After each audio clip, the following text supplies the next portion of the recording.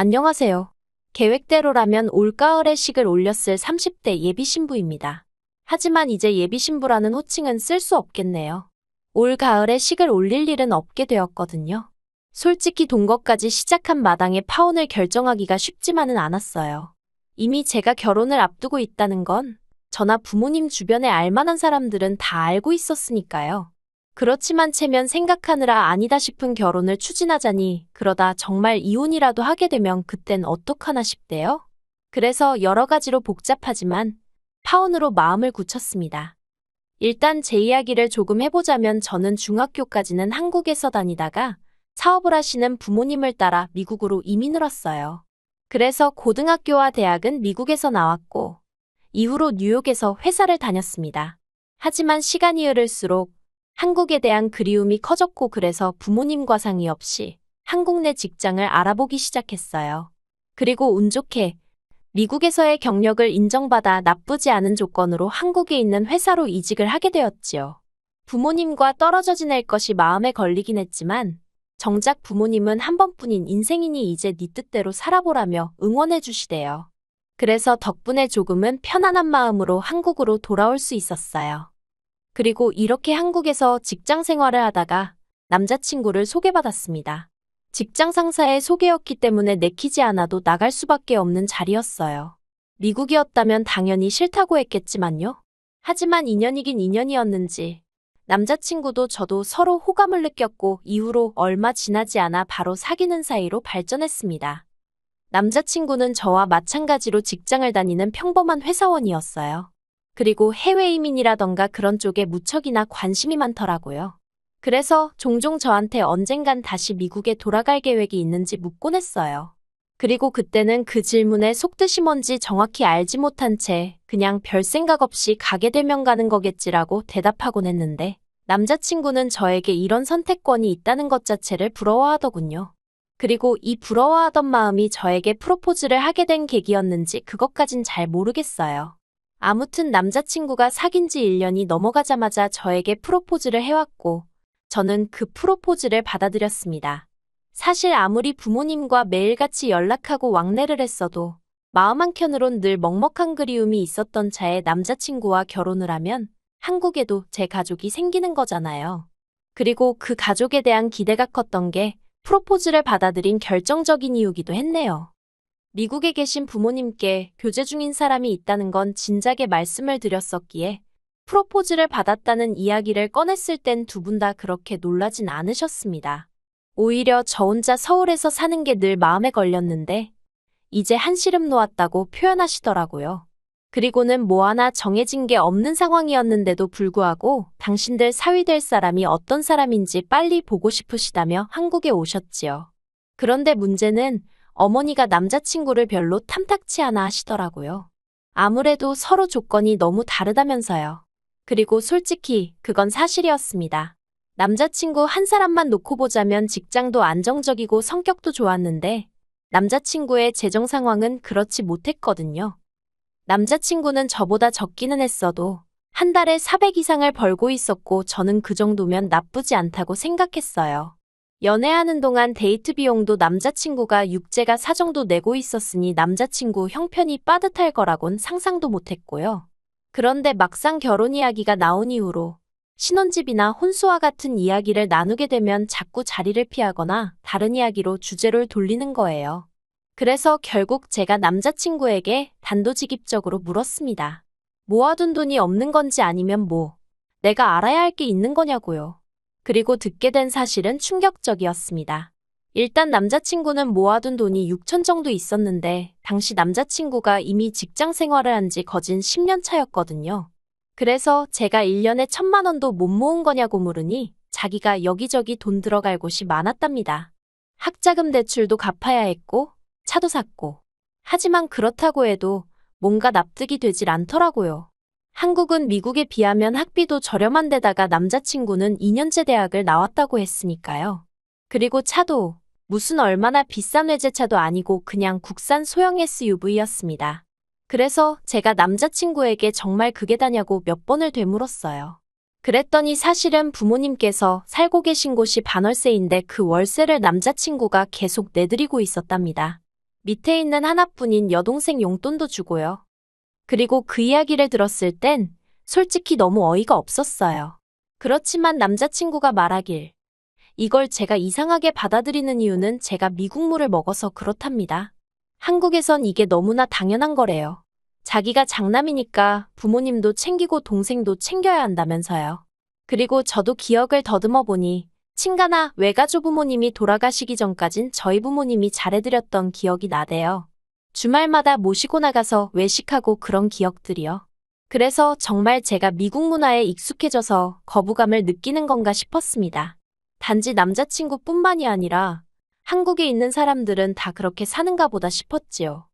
하지만 저희 어머니께선 제 이야기를 들으시곤 지금 시절이 어떤 시절인데 저희 남자친구 부모님이 무슨 꼬부랑 할머니 할아버지도 아니고 한참 자리 잡아야 하는 자식한테 돈을 뜯어가느냐고 이상하다며 결혼하지 말라고 하시대요. 그런데 왜인지 제 눈에 뭐라도 씌었던 건지 그런 어머니의 말씀에도 불구하고 남자친구하고 도저히 헤어질 수가 없었습니다. 저희 어머니 말씀대로라면 문제가 있는 사람은 남자친구 부모님이지 남자친구가 아니었으니까요. 그리고 그렇게 생각을 하기 시작하니 남자친구의 부모님으로부터 남자친구를 지켜줘야겠다는 말도 안 되는 생각까지 하게 되었네요. 그리고 자식 이기는 부모 없다는 말처럼 이런 딸의 고집을 꺾지 못한 부모님께선 남자친구에게 딱 하나만 당부한다 하셨습니다. 혹시나 저와 남자친구 부모님이 부딪히게 되면 무조건 제 편을 들어주라고요. 그리고 남자친구는 자신만만하게 그러겠다며 저희 부모님에게 몇 번이나 확답을 드렸어요. 그래서 저희는 결혼 이야기를 계속해서 추진해 나갈 수 있었고요. 그런데 저희 부모님이 한국에 오셔서 저를 위해 해주신 일은 그게 다가 아니었습니다. 결국 저희 결혼을 허락하신 부모님께서는 온 김에 일단 해줄 수 있는 건 다 해주시고 가시겠다며 제 앞으로 작은 아파트도 한 채 사주고 가셨으니까요. 사실 남자친구가 모은 돈에 제가 모은 돈을 다 더해도 대출을 받지 않으면 어디 전세나 가야 할 상황이었는데 생각지도 못한 집이 생겨서 여러 가지로 숨통이 트이는 듯 했어요. 남자친구도 이 정도는 기대도 안 했는데 너무 좋다고 난리도 아니었지요. 그리고 저는 마침 전세 계약도 끝나가던 차였기에 부모님이 사주신 아파트로 먼저 이사를 했어요. 원래는 남자친구 자취방 계약 기간이 끝날 때까지 기다렸다가 같이 이사를 들어올까 하는 생각도 하긴 했는데 그러면 제가 지낼 곳이 몇 달 정도 붕 뜨는 상황이었거든요.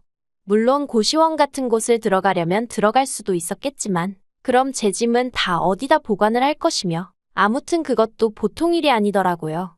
그리고 무엇보다도 결혼식을 앞두고 한 푼이라도 더 모아도 시원찮은 판국에 쓸데없이 헛돈을 쓰고 싶진 않았습니다. 그래서 제가 먼저 이사를 했어요. 그런데 제가 이사하고 얼마 되지 않아 남자친구가 자기도 아파트로 들어오겠다 했습니다. 반지하에서 생활하는 게 지긋지긋하다면서요. 그리고 결혼 이야기까지 오고 가고 실제로 신혼집으로 쓰라고 사주신 집인데 못 들어오게 한다는 건 말이 안 되잖아요. 그래서 그러라고 했습니다. 한마디로 번갯불에 콩 구워 먹듯 얼결에 결혼 전에 동거를 하게 된 거죠. 그런데 동거를 시작하고 2주쯤 되었을 때 남자친구 어머님으로부터 연락을 받았습니다. 이번에 당신 형제들이 서울에 있는 병원에서 검진을 받으러 올라오는데 그때 저를 소개시키고 싶으시다고요. 저는 솔직히 결혼식 당일에 뵙게 될 줄 알았고 그거면 충분할 거라고 생각했는데 어머님이 갑자기 그런 말씀을 하시니 당황스럽더군요. 하지만 그런 제 마음도 모른 채 남자친구가 옆에서 그거 정말 좋은 생각이라며 그러라고 했어요. 이번 기회를 놓치면 제가 직접 한 분 한 분 뵈러 인사를 가야 한다면서요. 그래서 자의반타의반으로 알겠다고 했습니다. 그런데 저를 더 황당하게 한 건 그러면 그때 아예 저희 집에서 집들이를 하자는 거예요. 사람도 많은데 어디 식당을 가기도 마땅치 않지 않냐면서요. 그리고 이번에도 남자친구가 나서서는 인사도 드리고 집들이도 해버리고 일타이피라나 어쩐다나 하도 설레발을 쳐서 그렇게 하게 되었네요. 그리고 그 집들이가 어떻게 보면 제가 남자친구와 파혼을 결심하게 된 결정적인 사건의 시작점이었습니다. 사실 집들이라는 게 저희 집이 이렇게 생겼습니다 하고 보여드리고 식사 한 끼 하면 되는 자리잖아요. 그래서 정리가 미처 끝나지 않은 개인적인 물건들은 안방이나 적당한 곳에 일단 넣어뒀거든요. 그런데 약속 당일날 약속 시간보다도 일찍 도착하신 어머님 아버님을 비롯하여 8분의 어른들이 더 몰려왔습니다. 그래서 제가 어머님께 4분 정도 오신다고 하지 않으셨냐고 여쭈니 그 사람들도 다들 자기들 짝꿍이 있지 않겠냐면서 그러니 제가 센스껏 곱하기 2를 했어야 한다고 핀잔을 주시더라고요. 그리고 그렇다 보니 음식은 당연히 부족했고 남자친구가 자기가 나가서 치킨이랑 피자 같은 거라도 좀 사오겠답니다. 그런데 남자친구가 나가면 저 혼자 그 많은 남자친구의 식구들을 상대하고 있을 엄두가 나질 않더라고요. 그래서 제가 남자친구에게 내가 나갔다 올 테니 당신은 어른들하고 있으라고 했어요. 그리고 남자친구가 말한 대로 피자에 치킨에 급한 대로 사서 집으로 들어왔는데 집안에선 어이없는 상황이 펼쳐져 있었습니다. 제 개인적인 물건들이 식탁 위에 다 나와 있었거든요. 화장품부터 시작해서 포장도 뜯지 않은 향수에 부모님이 사다 주신 그릇 그리고 가방까지 전부 다 제가 나중에 쓰려고 혹은 아까워서 뜯지도 못하고 둔 하나같이 저에겐 소중한 물건들이었어요. 속에서부터 화가 끓어올랐지만 최대한 감정을 억제하며 제가 이게 왜 다 나와 있냐고 남자친구에게 물었습니다. 그랬더니 오히려 남자친구가 목청을 높이면서 어이없는 소리를 하대요. 저더러 쓰지도 않을 걸 왜 이렇게 쟁이고 있냐면서 알뜰한 줄 알았는데 이제 보니 영 아닌 것 같다나요? 그리고는 그래서 이거 오늘 전부 다 여기 계신 어른들한테 나눠드릴 거랍니다. 그리고는 또 뭐라더라. 앞으로 쓸데없는 건 안 사겠다고 여기 어른들 앞에서 자기한테 맹세를 하라는 거예요. 어이가 없어서 제가 무슨 헛소리를 하느냐고 그랬어요. 쓸 데가 있건 없건 내 돈 주고 산 건데 당신이 왜 이러냐고 별꼴이라고 해버렸지요. 그리고는 이미 몇 개 챙기신 어른들더러 저한테 돌려달라고 했습니다. 솔직히 이때도 어이가 없었던 게 누가 봐도 남자친구 물건이 아닌데 가지라고 주면 받는 사람이 거절을 하는 게 정상 아닌가 싶었어요. 아무튼 몇 분은 줬다가 가져가는 게 어딨냐며 짜증을 내셨는데 짜증을 내도 조카인 남자친구한테 내셔야지.